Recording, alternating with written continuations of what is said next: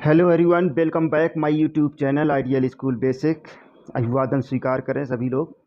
साथियों, राज्य द्वारा जो टीम आनी है विद्यालयों को और कस्तूरबा गांधी और एक विकास खंड को जो चेक करनी है, उस टीम का जनपदवार आवंटन हो चुका है। संबंधित अधिकारी कौन से अधिकारी किस जनपद में आएंगे, इस लिस्ट पे आप देख सकते हैं।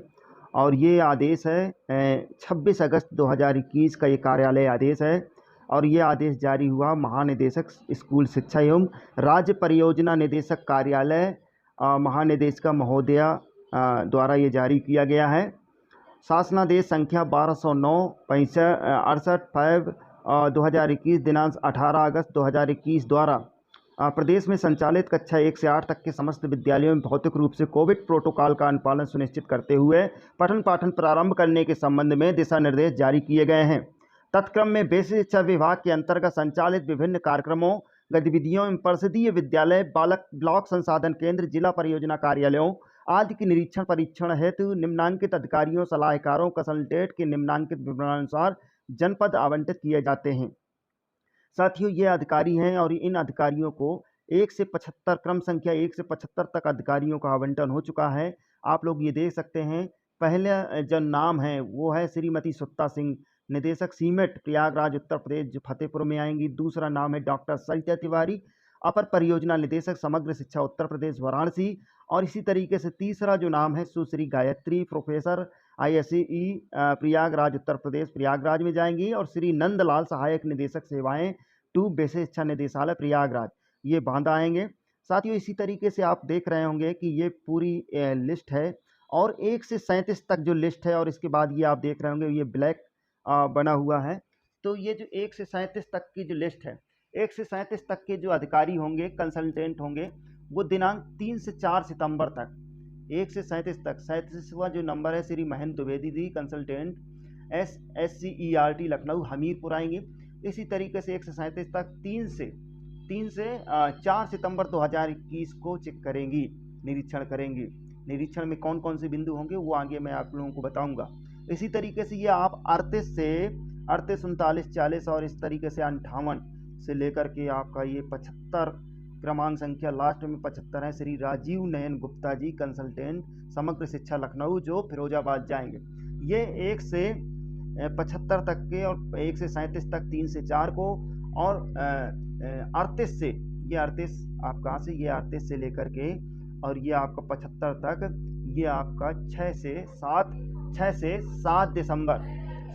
7 दिसंबर को 2021 को आवंटित जनपदों का निरीक्षण करेंगे। तो समझ गए होंगे, 2 शिफ्ट में 1 से लेकर के 37 क्रम संख्या तक जो अधिकारी होंगे वो 3 से 4 सितंबर 2021, और 36 से 75 तक के जो अधिकारी होंगे वो 6 से 7 दिसंबर 2021 को आवंटित जनपदों का निरीक्षण करेंगे। अब जनपदों का निरीक्षण में क्या करेंगे, आप लोग ये समझ लीजिए कि जो महानिदेशक महोदय का जो पत्र जारी हुआ है 18 अगस्त 2021 को, संलग्न 1 के जो अनुपालन की स्थिति क्या है, उसकी स्थिति क्या है, उसके बारे में उसका उसका देखा जाएगा कि उसका अनुपालन कितना हुआ है। तीसरा है निरीक्षणकर्ता अधिकारी जो होंगे वो आवंटन जनपदों से अलग अलग विकास खंडों के नगरीय एवं ग्रामीण क्षेत्रों के 10 विद्यालयों का निरीक्षण करेगी। 10 विद्यालय कोई भी होंगे, रैंडम तरीके से किया जाएगा। और इसी तरीके से प्राथमिक या उच्च प्राथमिक 10 विद्यालय होंगे, 1 कस्तूरबा गांधी विद्यालय का और 1 कोई भी BRC का यानी विकास खंड का निरीक्षण किया जाएगा। और निरीक्षण जो होगा वो जो चौथा पॉइंट है आपका, निःशुल्क पाठ्य पुस्तक कार्य पुस्तिका की आपूर्ति, सत्यापन, ढुलाई एवं वितरण की प्रगति की समीक्षा की जाए। 5वां है निरीक्षणकर्ता अधिकारियों द्वारा निरीक्षणों उपरांत अपनी आख्या संलग्न प्रारूप पर डिजिटल रूप में लिंक के माध्यम से प्रेषित की जाएगी। जो प्रारूप यहाँ पर लगे हुए हैं वो डिजिटल माध्यम से प्रेषित कर दी जाएगी तत्काल। इसके बाद निरीक्षण के दौरान संबंधित जनपद के जिला मुख्यालय विकास खंड विद्यालयों संबंधित पाई गई कमियों के संबंध में संबंधित निदेशालय एवं प्राधिकरण को अपने स्तर से अवगत कराते हुए त्वरित कार्रवाई कराना सुनिश्चित किया जाए तथा समय समय पर इसका अनुश्रवण करते हुए कृत कार्रवाई से अधो हस्ताक्षरी को अवगत कराया जाए। उक्त निर्देश का कड़ाई से अनुपालन सुनिश्चित किया जाए। यह निर्देश महानिदेशक महोदया द्वारा जारी किए गए हैं, जिसका अनुपालन सभी अधिकारियों को सुनिश्चित करना है। और ये प्रतिलिपि हुई, प्रतिलिपि शासन को और सभी परियोजना को, सचिव को, निदेशक मध्याह्न भोजन को, जिलाधिकारी, सभी जिलाधिकारियों को ये पत्र प्रतिलिपि है और सभी को। इसी तरीके से आपको मैं केजीबी की निरीक्षण की जो क्या क्या चेकलिस्ट है, कौन कौन सी चीज़ों का निरीक्षण किया जाएगा, उसके बारे में आप लोग देख लीजिए एक नज़र में।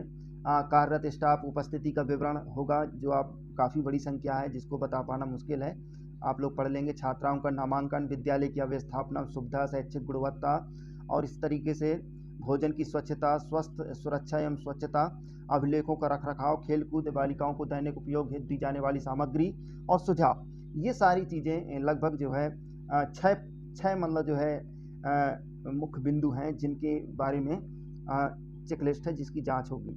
इसके साथ साथ अनुश्रवण चेकलिस्ट जो होगी ऑपरेशन कायाकल्प के माध्यम से जो विद्यालयों को विद्यालय में चेक किया जाएगा, निरीक्षण किया जाएगा, वो क्या होगा। सबसे पहले है विद्यालय का नाम, विकास खंड का नाम, जनपद, भ्रमण की तिथि, जिस दिन आपके यहाँ जाएंगे, 6 को जाते हैं या 7 को जाते हैं, 3 को जाते हैं या 4 को जाते हैं, तो वो तिथि होगी। अब देख लीजिए अवलोकन की बिंदु क्या होगी। बालक शौचालय, जैसा कि बालक शौचालय में ये देखा जाएगा कि टाइल्स की व्यवस्था है वहाँ की नहीं है, रनिंग वाटर सप्लाई है कि नहीं है, सफाई है कि नहीं है, और उसके आगे टिप्पणी लगाई जाएगी, उसमें लिखा जाएगा कि जो भी चीज़ें हैं। इसके बाद इसी तरीके से बालिका शौचालय में टाइल्स है कि नहीं है, रनिंग वाटर सप्लाई है कि नहीं है, सफाई है कि नहीं है, टिप्पणी होगी उसकी। दिव्यांग सुलभ शौचालय, दिव्यांग सुलभ शौचालय भी जो मुख्य रूप से जो हमारे अवस्थापना सुविधाओं से संबंधित एक बिंदु था, दिव्यांग सुलभ शौचालय की स्थिति क्या है। शौचालय मूत्रालय में नल जल आपूर्ति में टाइल्स है, रनिंग वाटर है, सफाई है, टिप्पणी। इसी तरीके से शौचालय मूत्रालय का टाइलीकरण, hand washing unit, hand washing unit है कि नहीं है, उसमें टाइल्स लगा है, रनिंग वाटर हो रहा है कि सफाई है कि नहीं है। रसोई घर में क्या व्यवस्थाएं हैं इसके संबंध में, शुद्ध पेयजल है, मार्का का हैंड पंप है कि नहीं है, और समरसेबल आदि लगा है, क्या सुविधा है इसके बारे में। इसके साथ साथ कक्ष की फर्श की टाइलीकरण है कि नहीं है, विद्यालय की समुचित रंगाई पुताई है कि नहीं है, श्यामपट है कि नहीं है, विद्यालय परिसर से दिव्यांग सुलभ शौचालय रैंप की व्यवस्था, रेलिंग है, विद्यालय का विद्युत संयोजन है कि नहीं है, कक्ष में उपयुक्त वायरिंग एवं विद्युत उपकरण से संबंधित जानकारी भी ली जाएगी। इसके बाद टिप्पणी और अभियुक्ति यहाँ पर लगाया जाएगा। नीचे अनुश्रवणकर्ता का नाम, हस्ताक्षर एवं दिनांक। इसी तरीके से अनुश्रवण चेकलिस्ट में गुणवत्ता से संबंधित जानकारी ली जाएगी। गुणवत्ता से संबंधित जानकारी में अध्यापकों की उपस्थिति संबंधित, प्रधानाध्यापक, इंचार्ज प्रधानाध्यापक कार्यरत उपस्थिति, सहायक अध्यापक कार्यरत कितने हैं और उपस्थित कितने हैं, शिक्षा मित्र कार्यरत कितने हैं, उपस्थित कितने हैं, अनुदेशक कार्यरत कितने हैं, उपस्थित कितने हैं, क्रम संख्या। इसी तरीके से अनुपस्थित शिक्षक कितने हैं, शिक्षा मित्र, अनुदेशक का नाम, पद। इसी तरीके से अनुपस्थिति का उसका कारण क्या है। जैसे मान लीजिए कोई कारण ये है कि अगर हो सकता है कि कोई सीएल में हो तो वहाँ पर सीएल लिखा जाएगा। प्रयास करिए कि कोई भी या ऐसी स्थिति में जब हमें पूर्व निर्धारित है तो सीएल आदि ना लें, विशेष इमरजेंसी अगर ना हो। और जो कोई अगर मातृत्व अवकाश में है तो वो उसका दर्ज करना पड़ेगा मैटरनिटी लीव पे सीसीएल में। तो वो सारी चीज़ें जो है यहाँ पर नोट करनी होंगी। इसके साथ बच्चों के नामांकन की एवं उपस्थिति की स्थिति क्या है। उपस्थिति रजिस्टर में पंजीकृत छात्रों की संख्या कक्षा 1, 2, 3, 4, 5 और इसी तरीके से नीचे 6, 7, 8 भी दिया हुआ है, योग दिया हुआ है। भ्रमण के दौरान बच्चों की उपस्थिति क्या है। 1 तारीख से प्राइमरी के भी बच्चे आने लगेंगे, लेकिन सबसे बड़ी सवाल ये है कि हमें कोविड नियमों का भी पालन करना है। देखना ये भी होगा कि 6 फीट की दूरी है कि नहीं है। तो ये चीज़ें पहले के जो पॉइंट्स हैं उस पर भी देखना होगा, लेकिन ये आपका चेक होगा कि भ्रमण के दौरान बच्चों की उपस्थिति नामांकन के पंजीकृत छात्रों के सापेक्ष कितनी है, ये हमें लिखना होगा। तो पूर्व में संचालित ई पाठशाला की स्थिति का अवलोकन, समीक्षा।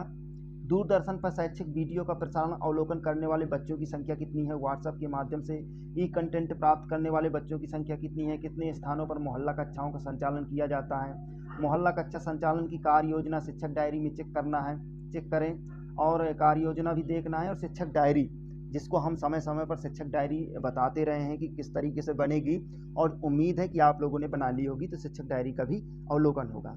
7वां है मिशन प्रेरणा के अंतर्गत विभिन्न पहलुओं बिंदुओं का अनुश्रवण एवं निरीक्षण खंड शिक्षा अधिकारी किस प्रकार कर रहे हैं। ये देखिए बीईओ हमारे किस तरीके से उसका निरीक्षण कर रहे हैं। खंड शिक्षा अधिकारी द्वारा विद्यालय स्तर पर प्राप्त सूचनाएं किस प्रकार जिला मुख्यालय एवं राज्य मुख्यालय को प्रेषित की जाती हैं। 8वां है, क्या प्रधानाध्यापक शिक्षक संकुल के साथ मासिक बैठक समय संपादित की जाती हैं। क्या प्रधानाध्यापक अपनी समस्याएं सुझाव सुगमतापूर्वक साझा करते हैं। क्या विकास खंड में चयनित 5 एआरपी तथा निर्धारित लक्ष्य के अनुरूप सहयोगात्मक पर्यवेक्षण किया जा रहा है एवं उसकी गुणवत्ता ठीक है। ये एआरपी से संबंधित प्रश्न होगा। और प्रधानाध्यापक के साथ बैठक हो रही है कि नहीं, उसके संबंध में प्रश्न होगा। मिशन प्रेरणा के अंतर्गत बीईओ सर की क्या सूचनाएं कैसी हैं, ये आदि पूछा जाएगा। इसी तरीके से 10वां जो बिंदु है, संबंधित विकास खंड कब तक प्रेरक बन सकता है। क्या खंड शिक्षा अधिकारी द्वारा इस हेतु ब्लॉक स्तरीय कार्य योजना बनाई गई है। आप उक्त कार्य योजना का मूल्यांकन किस प्रकार करते हैं। 11वां पॉइंट है, आप खंड शिक्षा अधिकारी के संपूर्ण प्रदर्शन को किस प्रकार आंकते हैं।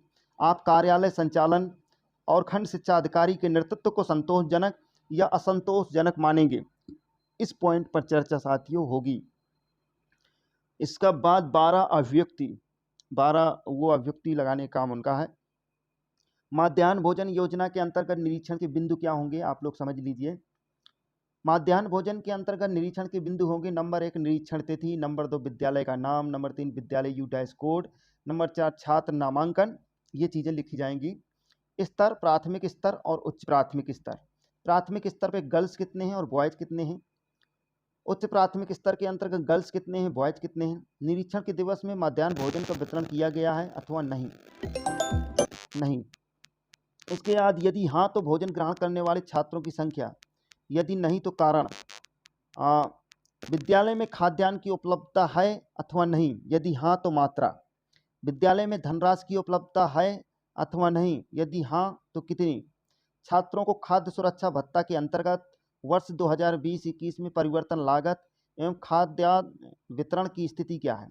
76 दिवस में खाद्यान्न वितरण कितना हुआ, परिवर्तन लागत वितरण कितना हुआ और खाद्यान्न वितरण उच्च प्राथमिक विद्यालय में परिवर्तन लागत वितरण कितना होगा।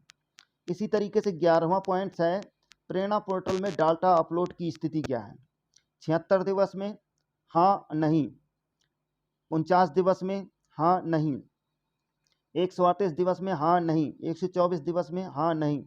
अपलोड की स्थिति, यदि नहीं तो कारण। 12वां पॉइंट है, खाद्यान्न एवं धनराशि वितरण संबंधित उपभोग प्रेरणा पोर्टल पर ऑनलाइन अंकित कर दिया गया है, हाँ या नहीं। 13वां है, छात्रों अभिभावकों को खाद्यान्न एवं धनराशि प्राप्त की स्थिति, यदि हाँ तो खाद्यान्न की मात्रा व धनराशि अंकित करें। अभिभावक 1, 2, 3, 4, 5 ये अभिभावकों से पूछा जाएगा। ये अभिभावकों से पॉइंट्स पूछा जाएगा। 76 दिवस का खाद्यान्न धनराशि कितना, 49 दिवस का खाद्यान्न धनराशि, 138 दिवस का खाद्यान्न धनराशि और 124 दिवस का खाद्यान्न धनराशि। विद्यालय में किचन गार्डन विकसित किए जाने की स्थिति, इस हेतु धनराशि प्राप्त हुई है अथवा नहीं। किचन गार्डन विकसित है हाँ नहीं, यदि हाँ तो किस परियोजना से, यदि नहीं तो प्रक्रियाधीन है, यदि नहीं तो कारण अवगत कराएं। विद्यालय भ्रमण के दौरान अवलोकन बिंदु, विद्यालय के कक्षों में प्रेरणा लक्ष्य, प्रेरणा तालिका, प्रेरणा सूची चस्पा किया गया है कि नहीं। दूसरा है, 37 प्रकार की प्रिंट रिच मटेरियल कुल 102 विद्यालय में उपलब्ध है कि नहीं है, जो चार्ट्स पहुँचे हैं। विद्यालय में सक्रिय पुस्तकालय स्थापित है कि नहीं है। सभी शिक्षकों के पास शिक्षक डायरी उपलब्ध है कि नहीं है। विद्यालय के सभी शिक्षकों द्वारा शिक्षक दीक्षा के माध्यम से ऑनलाइन प्रशिक्षण किया जा रहा है कि नहीं है। शिक्षक संकुल द्वारा आयोजित बैठक में शिक्षकों की प्रतिभागिता की स्थिति, बीआरसी पर पिछली बीईओ एचडी बैठक कब आयोजित की गई थी। क्या एआरपी एसआरजी डाइट मेंटर द्वारा सपोर्टिव सुपरविजन किया जाता है। अंतिम सपोर्टिव सुपरविजन कब किया गया था। शिक्षक काबिलिक प्रधानाध्यापक विभागीय निर्देशों शासनादेशों से भिन्न हैं। जो शिक्षक हैं प्रधानाध्यापक हैं वो विभागीय निर्देशों शासनादेशों से जानकारी है उनको। निम्नवत निर्देश शासनादेश के बारे में पूछें। मिशन प्रेरणा, मानव संपदा, print rich materials, math kit, पुस्तकालय, टाइम्स एंड मोशन और ई पाठशाला 5 इत्यादि के बारे में जानकारी है कि नहीं है। विद्यालय द्वारा एसओपी के अनुपालन की स्थिति क्या है। 11वां है, निःशुल्क पाठ्य पुस्तक, यूनिफॉर्म, जूता मोजा, स्वेटर, बैग का वितरण एवं अभिलेखीकरण किया गया है अथवा नहीं। माध्याह्न भोजन संलग्न चेकलिस्ट के आधार पर अवलोकन करें। नंबर 13 है ऑपरेशन कायाकल्प, संलग्न चेकलिस्ट के आधार पर अवलोकन करें। और इसी तरीके से अनुश्रवणकर्ता की टिप्पणी, अधिष्ठान यूनिट चेकलिस्ट, ये जो है आपका बीआरसी से संबंधित जानकारी लेंगे। तो इस तरीके से ये आप लोगों को 1 से 6 पॉइंट्स तक ये आपका बीआरसी संबंधित जानकारी पूछी जाएगी। खंड शिक्षा अधिकारी कार्यालय में एक कंप्यूटर ऑपरेटर, एक सहायक लेखाकार, 3 चतुर्थ श्रेणी कर्मचारी कंप्यूटर ज्ञान में दक्ष हैं, एक लेखा अधिकारी के कस्तूरबा गांधी विद्यालय तथा 3 अनुदेशक कंप्यूटर का पद स्थापन की स्थिति। खंड शिक्षा अधिकारी कार्यालय में सूचना का संकलन, विश्लेषण, समीक्षा का सुधारात्मक उपायों का सुझाव। इसी तरीके से खंड शिक्षा अधिकारी कार्यालय में 3 चतुर्थ श्रेणी कर्मचारियों कंप्यूटर का ज्ञान रखने वाले का संबद्धीकरण और उनके 80 घंटे प्रशिक्षण पूर्ण करने की स्थिति क्या है। खंड शिक्षा अधिकारी कार्यालय में कम से कम 4 कंप्यूटर एवं 6 Mbps स्पीड ब्रॉडबैंड कनेक्शन की उपलब्धता है कि नहीं है। खंड शिक्षा अधिकारियों को विद्यालय के निरीक्षण हेतु एक किराए के वाहन, प्रोजेक्टर, जनरेटर आदि की उपलब्धता है कि नहीं है। क्या विकास खंड स्तर पर खंड शिक्षा अधिकारी की नेतृत्व कौशल का परिणाम परिलक्षित हो रहा है कि नहीं है। क्या वो विकास खंड में अकादमिक एवं प्रशासनिक कार्यों में समान रूप से ध्यान दे रहे हैं। ये सारी साथियों, ये बिंदुओं पर चर्चा मैंने आज की है। मुझे उम्मीद है कि आप लोगों को समझ में आ गया होगा और आप लोग इसके लिए तैयारी अभी से कर लें। और अगर मेरे चैनल को अगर अभी तक आप लोगों ने लाइक, कमेंट और सब्सक्राइब न किया हो तो प्लीज़ कर लें। और यदि पहली बार हो तो बेल आइकन का बटन जरूर दबाएं। धन्यवाद। आज इतना ही।